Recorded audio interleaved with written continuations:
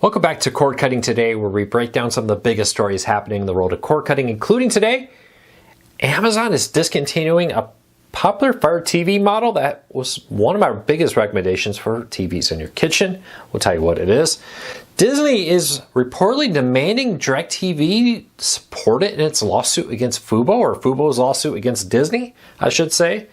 And cable's viewership continues to fall. We'll tell you how little bit of actual TV watching happens on cable networks nowadays. These stories and a whole lot more coming up in a quick second. First though, if you want to find out anything about the stories I'm about to talk about, I'll put a link to each story I talk about in the show notes and in the first pinned comment so you can read them for yourself and come up with your own opinion. I'd love to hear from you. If you're new here, do me a favor, consider hitting that subscribe button, hitting that thumbs up, doing one or both. Lets YouTube know you enjoy what we do here, so YouTube recommends our videos to more people, helping us out, hopefully helping you break free from the high cost of television.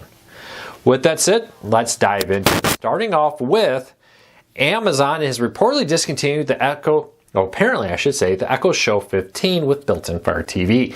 Now this was an Echo Show that had a 15-inch screen, could be mounted on the wall, could be stood up as a stand as a TV. Originally released exclusively as a digital smart home display, later to help improve sales, they added a Fire TV through a software update, and you could pair it with a Fire TV remote and use it as a TV in your kitchen. I actually thought this was great. I kept thinking maybe we'll get one. We never did. But if you wanted a small TV for your kitchen that was HD, had all the apps from a Fire TV would have, and was still a smart speaker with ability to ask it to play music, ask it questions, and have an information display screen, this was a great device.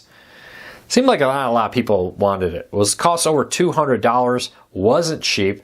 It's been out of stock for a while, and Amazon has it listed as no idea when more or if more will be coming back in stock. This is very typical for Amazon. When they're discontinuing a product, they don't really announce it. They just kind of let it fall out of stock, and then they say, we have no knowledge of when it's coming back. Now, we reached out to Amazon multiple ways to get comment on this. Amazon did not reply to our request for comment about this story, but it does seem that the Echo Show 15 has been discontinued. You can buy new through some third-party websites out there, but Amazon not. They do have renewed used versions that come with a refurbished warranty on it. On Amazon, I'm sure that will continue until they run out of stock on that also. Are you an Echo Show 15 owner? Did you like it? Leave me a comment, let me know. Like I said, I always thought this was a great device because it was a TV for your kitchen. 15 inches is a good size for that. It was HD, but it was also a smart home speaker that allowed you to do all kinds of other stuff, ask it questions, play music, and more, like any Amazon Echo device. You could use the touchscreen to control it, but the Fire TV remote was really the best way to do it. Did you like it? There's been a long time now as people try to find that best new TV kit for your kitchen. A lot of people will use those. Not everybody, but it is a pretty popular place to put a small TV or a small display. Leave me a comment. I want to know, did you use one? Did you like it? I always was tempted, but never pulled the trigger on it. So leave me a comment. Let me know what you think of it. All right, jumping forward. Over the weekend, we covered the news that Disney-owned channels went dark on DirecTV and DirecTV Stream. One little note here, on DirecTV Satellite, only Disney-owned ABCs went dark. On DirecTV Stream, all ABC channels went dark. That's because on streaming, Disney negotiates a massive streaming deal for services like YouTube TV, DirecTV Stream, and others. And because of that, they represent all the independent ABC stations. They all went dark on DirecTV Stream, but not on satellite. But in its negotiations, according to DirecTV, they said on the last few hours, Disney approached DirecTV with a possible extension of Disney-owned channels, but Disney wanted DirecTV to agree that in no way was Disney operating in an anti-competitive manner, and that if they would ever go to court, it would happen in California, not New York, where they basically said the judge who's currently overseeing the lawsuit from Fubo against Disney, Fox, and Warner Bros. Discovery doesn't really understand things. This is how I'm going to sum that up. Basically, they didn't want to go in front of that judge. But the big issue here is that DirecTV is basically saying that Disney wants them to come and basically say that Disney is not acting in an anti-competitive way, basically supporting their case against Fubo's lawsuit, and in an effort to try to stop any potential legal claims against them. I thought that was very interesting. I've never heard of that before. A lot of people are like, whoa, wait a minute. That could raise questions with the judge, but also with the Department of Justice, which is something that DirecTV in their statement said, hey, you know, consumer rights groups and the Department of Justice should be very concerned about this. DirecTV also later said that they are in for the long haul on this. Basically, I've said this in our video we did on Sunday about this. This does not feel like a short-term blackout. This feels like a blackout that could last a while, maybe even into the start of the NFL season. We'll have to wait and see, but Disney making some pretty strong demands of DirecTV with that. Leave me a comment, let me know what you think. Does it shock you that Disney would do it? This kind of feels like maybe one of those things that a lawyer did, you know, on their own. Hard to believe, possible. I don't know. Leave me a comment, let me know. But if you're a DirecTV or DirecTV streamer or Uverse customer, you can get a one-time $20 credit. You have to request it though. In our show notes, I'll put a link to a story on how to request your $20 credit. Link in the show notes down below. All right, viewership for TV is continuing to fall for traditional cable networks, and now it represents just 26.7% of all TV viewership comes from traditional cable TV. Broadcast TV and streaming are dominating, but streaming is really the main one there that people watch their content from. I've talked about this many times, but people, after they list cost as the #1 reason that they cancel their cable TV subscription, list not using it that much. Increasingly, cable TV subscribers are subscribing to streaming services also. Why? Well, you can't get everything on cable. For all the talk of, I'll just go back to cable, well, you can't watch Sunday night, or Christmas Day, I should say, NFL football. You can't watch Thursday NFL football. There's a growing number of shows and sporting events that you need streaming to do. And that's slowly pulling people more and more into streaming. You got exclusive shows. Paramount Plus is the exclusive home of new Star Trek shows. Most Star Wars, Marvels, and other stuff is going to Disney Plus. The list goes on and on.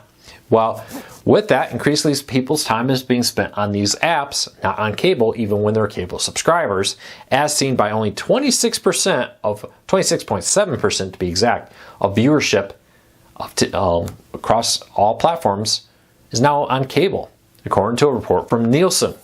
Does that surprise you? Did you think it would be higher or lower? I want to hear from you what you think.